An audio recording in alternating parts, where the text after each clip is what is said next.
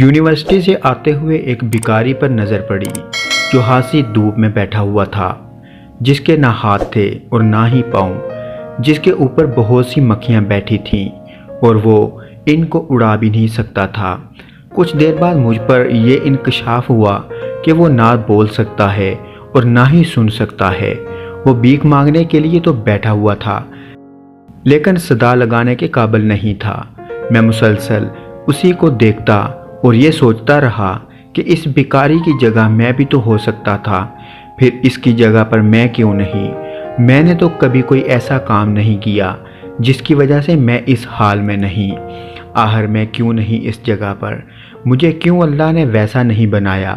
وہ چاہتا تو مجھے دنیا کا مظلوم ترین انسان بنا دیتا، پر اس نے نہیں بنایا۔ میں ساری زندگی بھی سجدے میں رہوں تو بھی اس کا شکر ادا نہیں کر سکتا۔ ہاتھ، پاؤں، آنکھیں، کان، سب کچھ تو دے رکھا ہے اللہ نے۔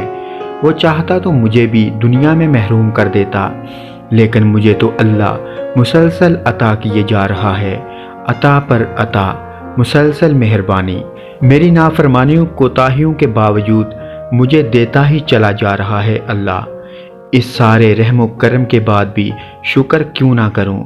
ان آنکھوں کا جن سے میں دیکھ سکتا ہوں، اس زبان کا جس سے میں ذکر کر سکتا ہوں، ان ہاتھوں کا جن سے میں دعا مانگ سکتا ہوں، اللہ کی دی ہوئی ہر نعمت کا آخر ہم کیوں شکر ادا نہ کریں؟ اور شکر کا سب سے احسن طریقہ یہ ہے کہ ہم آج سے بلکہ ابھی سے اللہ کی اطاعت اور حضور پاک صلی اللہ علیہ وآلہ وسلم کی غلامی کا عہد کر لیں، پورے خلوص دل سے۔